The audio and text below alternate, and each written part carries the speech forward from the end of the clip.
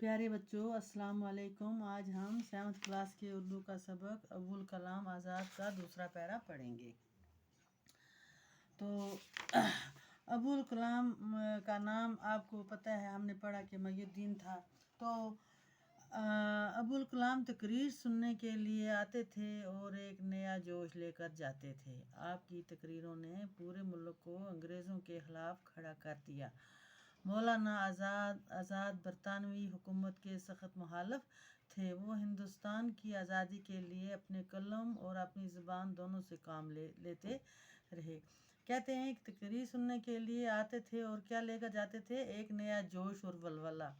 और आपकी तकरीरों ने पूरे मुल्क को किसके खिलाफ कर दिया? अंग्रेज़ों के खिलाफ खड़ा कर दिया। मौलाना आज़ाद बरतानवी हुकूमत के उनके खिलाफ थे, बरतानवी हुकूमत के खिलाफ थे। वो हिंदुस्तान की आज़ादी के लिए अपने कलम और अपनी ज़बान, यानी कलम से भी काम लिया करते थे और अपनी ज़बान दोनों से काम लेते रहे। आप बहुत बड़े क्या थे? अदीब और आलम थे। इसके साथ साथ आप बहुत बड़े सियासी रहनुमा भी थे। आप सारी उम्र मुल्क व कौम की खिदमत करते रहे। इंडियन नेशनल कांग्रेस में शामिल होकर आपने हिंदुस्तान की आज़ादी के लिए जदोजहद की। हिंदुस्तान की तारीख़ आज़ादी में आपको बहुत ऊंचा मुकाम हासिल है। अंग्रेज़ी हुकूमत ने आपको कई बार जेल भेजा, आपको तरह तरह की तकलीफ़ें दी गईं, आपके अखबारों पर पाबंदी लगा दी गई, लेकिन आपने अपनी जदोजहद जारी रखी। आप मुल्क की आज़ादी के लिए लड़ते रहे। आप अपनी ज़बान और कलम से मुल्क की खिदमत करते रहे। आप गांधी जी के करीबी साथियों में से थे। आप 2 बार कांग्रेस के सदर चुने गए और तारीख़ आज़ादी की रहनुमाई की। 1947 में मुल्क आज़ाद हुआ। आप आज़ाद हिंदुस्तान के पहले वज़ीर तालीम बनाए गए। आखिरी वक्त तक आप इस ओहदे पर फाइज रहे। आपने कई किताबें लिखी। आपने 1958 में वफ़ात पाई। उस वक़्त आपकी उम्र 70 साल थी। आपकी आखिरी आरामगाह दिल्ली जामिया मस्जिद के सामने है।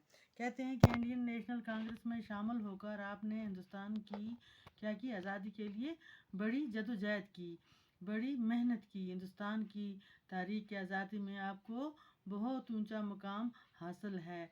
अंग्रेज़ी हुकूमत ने आपको क्या किया? कई बार अंग्रेज़ों ने जेल भेज दिया और आपको तरह तरह की तकलीफ़ें दी, लेकिन आपके अखबारों पर क्या की? पाबंदी लगा दी, लेकिन आपने अपनी जदोजहद जो है वो जारी रखी। आप मुल्क की आज़ादी के लिए लड़ते रहे। आप अपनी ज़बान और कलम से अपने मुल्क की खिदमत उसी तरह से करते रहे जिस तरह आप खिदमत करते थे। आप गांधी जी के करीबी साथियों में से थे। आप दो बार कांग्रेस के लिए क्या मुंतखब हुए? सदर।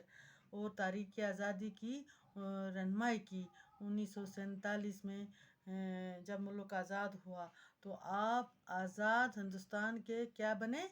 पहले वज़ीर तालीम बनाए गए। आखिरी वक्त तक आप इस ओहदे पर काम करते रहे। आपने बहुत सी किताबें लिखी।